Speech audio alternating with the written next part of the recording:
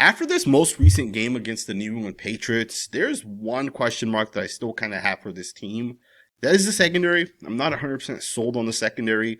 And a part of it is because of the scheme that the Raiders play, the cover three shell, right? Or the Pete Carroll system, however you guys want to kind of talk about it. But the secondary did concern me a little bit, although Caillou Kelly looked really, really good. I think this Chargers game is pivotal for the Raiders, specifically in that second and third level of the defense. And I want to talk about this today because I think the Raiders are truly going to be tested against the Los Angeles Chargers. When I was watching the tape of the Raiders and Patriots game, one of the things I noticed was there were a lot of moments where the secondary, they had holes in coverage. You come out in a cover three shell, you run cover three. The quarterback knows exactly what you're about to run. He knows exactly where to put the ball in order to be able to have success. It's different if you show cover three, but then you run cover one. It's different if you just run cover three most of the time. And the Raiders ran a lot of cover three this past game against the New England Patriots. And there were moments where Drake May knew exactly where to go with the football. And he either hit it or sometimes, it was like a bad pass. There was a couple plays where he got pressured and Hunter Henry was not able to get his feet in bounds.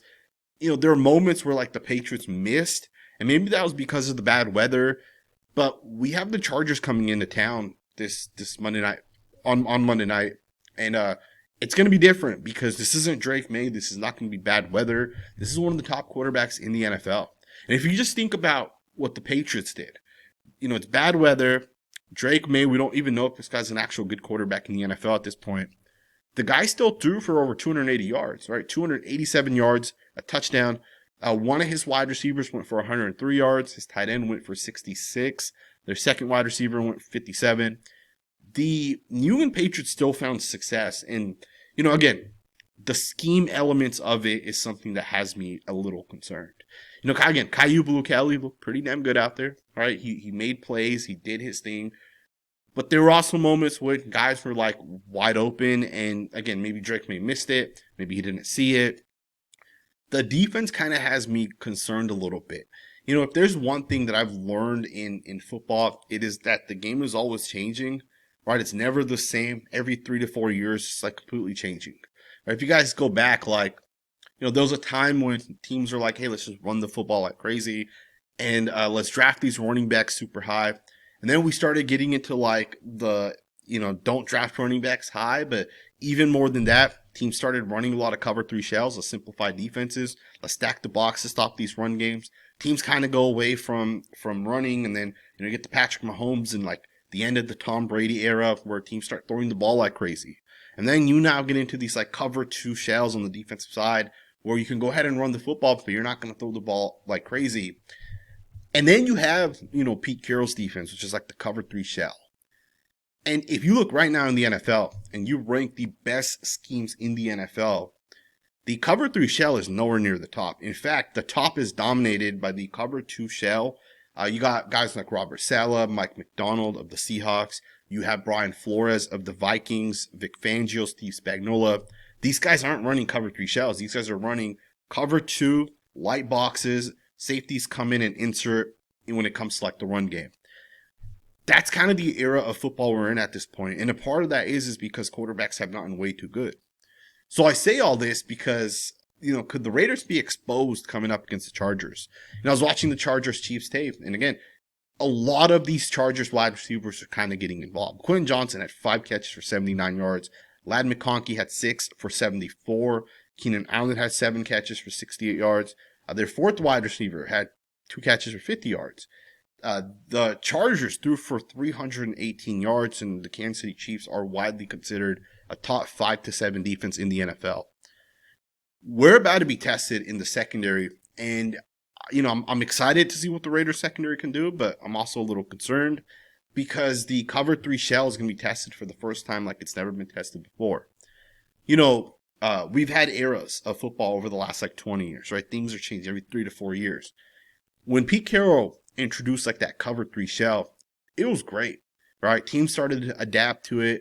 Dan Quinn gets hired as a head coach to the Falcons. He was a coordinator with Pete Carroll. He took that cover 3 shell to the Falcons. They make it all the way to the Super Bowl. But things kind of changed, right? And even Dan Quinn right now, he runs the cover 3 shell a lot still. But the one thing that has happened with Dan Quinn is anytime he's gotten into games where it's a good quarterback on the other side, they struggle to get off the field. They struggle to stop the opposing quarterback. We saw this happen in his final game as defensive coordinator with the Cowboys. It was the playoff game against the Green Bay Packers. Jordan Love went crazy in that playoff game, and what was considered like the number one defense going into that game gave up like 40 points. We saw this happen just recently in the championship game where the Commanders were unable to stop the Philadelphia Eagles. They just went crazy on the defensive side. And we've seen this happen, right, with the cover 3 shell. Right? Gus Bradley, even when he was with the Raiders, we had success against like average quarterbacks, but the great quarterbacks just picked us apart. All right, Patrick Mahomes comes in, throws for 5 touchdowns against Gus Bradley's defense. And I know this is Pete Carroll, it's a different coach, but we're about to get tested by Justin Herbert. And again, I'm excited to see what this defense looks like, but I'm also a little nervous. But I also do think that kind of going into this game, the Raiders are going to find out where they are as a football team. If we win this game, I would say we're a top 10 team at that point. If it's close, you're still a top, 14 to 16 team, which puts you right in playoff range. If you lose and it's a blowout and it's not close, the Chargers just run over you. You can't get off the field. Justin Herbert just picks you apart. At the same time, don't sleep on Jesse Minter, the Chargers defensive coordinator. Some people think he's one of the top coordinators right now in the NFL, and he runs one of the best defenses. Jesse Minter of the Chargers also runs a lot of cover 2, and they insert guys in. We're going to find out a lot about the Raiders as we kind of get into this game. And I'm excited, man. I'm really, really, really excited to see what the Raiders look like as they kind of get up here against the Chargers. I'm not going to lie to you guys. I watched Jeremy Chin. I watched every single one of his snaps. Although he did a good job against the run, he struggled a little bit in coverage. Jamal Adams was phenomenal out there. Devin White, phenomenal. Coverage wasn't great. And the other part of this is that the Chargers have a great offensive line. If you can't generate pressure, if you can't get after the quarterback, a cover 3 breaks down real quick. By the time that 4th second comes around, your cover 3 shell is going to be broken, or you're going to have a linebacker like Devin White or Jermaine Pratt potentially lined up against a guy like Ladd McConkey, or I don't know who else plays slot for them, Keenan Allen or whoever it might be. You'll get a linebacker essentially paired up on a wide receiver. If you get into like that 3rd or 4th second, if the pass rush is not able to get home, and again, the Chargers have a good offensive line, so huge test coming up for the Raiders. I'm excited as hell for this game. Obviously, I'll be keeping an eye on the secondary specifically for the Raiders, but there are some updates that are also coming out of Raiders camp that I want to kind of get into. Ryan McFadden talked to Brock Bowers before practice today, and he asked if he's going to be able to play against the Chargers, and he said, I'm not sure. We'll see how it's feeling throughout the week, but I'm hoping to play against the Los Angeles Chargers. Keep in mind, Brock Bowers did not practice today. Vincent Bonsignore said as expected. Tight end Brock Bowers was not practicing today. The hope is to get him on practice sometime between today and Saturday. So the Raiders still do have practice for 2 more days. They'll have Friday and Saturday. He didn't obviously practice today, and it's the left knee that is braced. You guys can see right here, the left leg is obviously braced here. He has the sleeve on it, and that's going to be the knee that obviously has the issue. Now, keep in mind, Brock Bowers is running down the left sideline, and the hit he took was on the right. I remember he took a hit on his legs. The right leg took a hit, and he actually fell on the left knee. So the injury was caused by a fall, not by a hit. So just kind of keep that in mind. But Brock Bowers at this point did not participate in practice for the Raiders. I do think this is going to impact the Raiders. If he doesn't end up playing, something tells me he's not going to play for the Raiders against the Chargers. If he ends up not playing for the Raiders, it is going to impact this team. But the good thing is we have Michael Mayer, who should still theoretically be able to have success. Michael Mayer is not Brock Bowers, but he's not so far, there's not such a big difference, or at least there shouldn't be that much of a difference, given Michael Mayer was considered one of the top tight end prospects of a 5-year span. We should be able to have success with Michael Mayer if Brock Bowers is not able to play. But again, it does make it a little bit harder for the Raiders, given that the Chargers, they're a good defense. They have a good defensive coordinator. We also got an update from the Charger side. They also had A couple of did not participate. They had 2 linebackers. Denzel Perryman's an actual starter for the Chargers. And most of us know Denzel Perryman because he was here with the Raiders.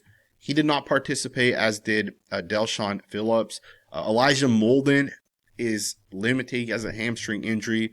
And then Darheeb Still.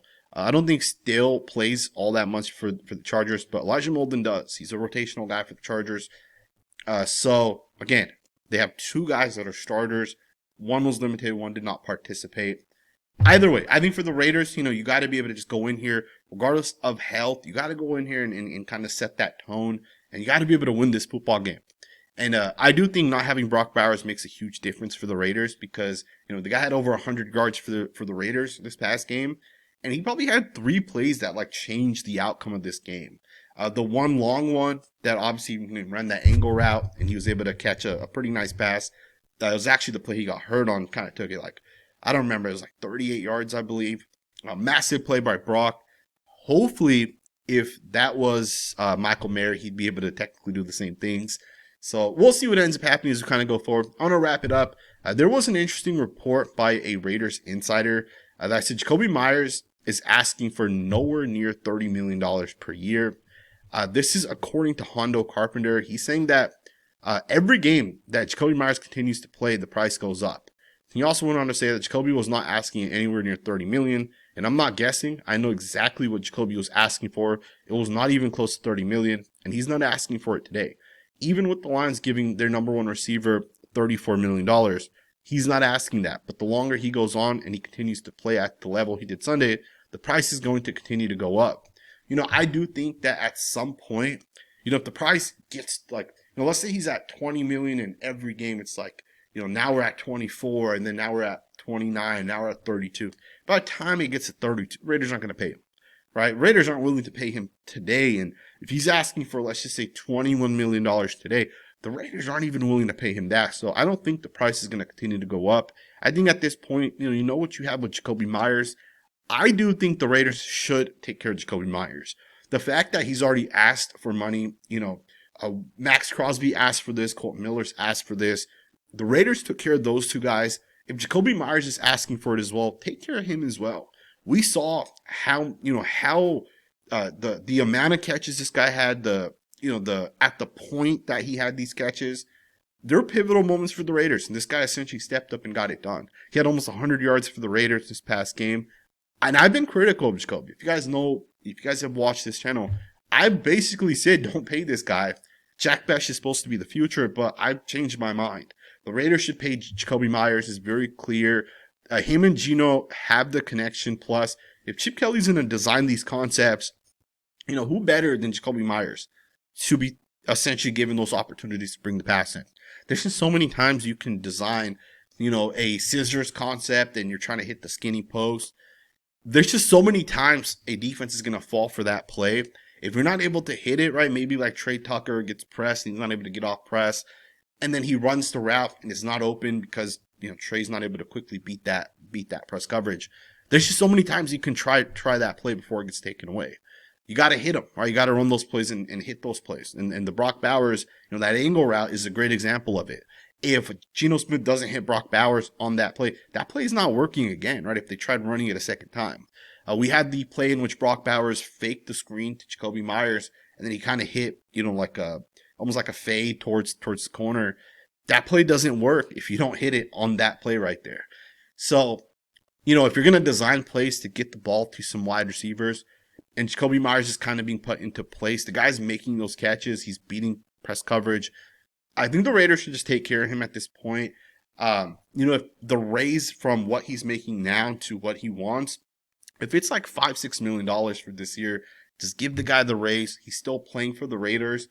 We'll see what ends up happening, man. Obviously, I wanted to get into a film breakdown of the Las Vegas Raiders, and I wanted to get into a film breakdown of the offensive line, but I decided not to get into it this week because of the weather. I felt like the weather had a huge impact on what the offensive line kind of looked like, so I didn't want to do a film breakdown on it. But going forward, we'll continue to do the videos the day after the game, right? Just the same format that I've kind of been doing them already.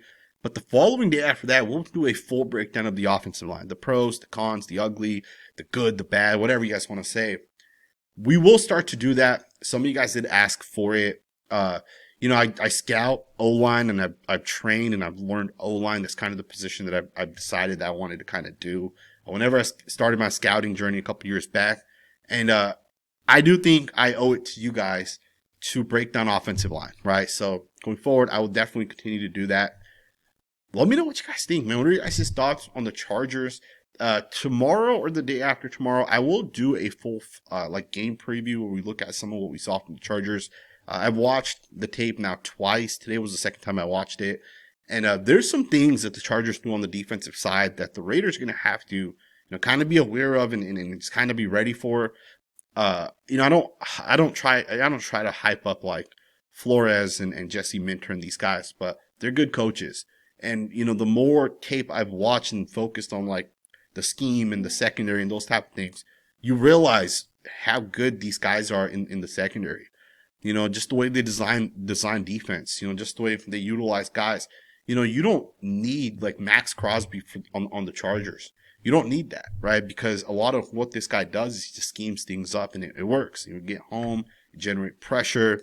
So, we will look at those things probably tomorrow or the day after. I hope you guys enjoyed this video, man. Let me know what you guys think in the comments below.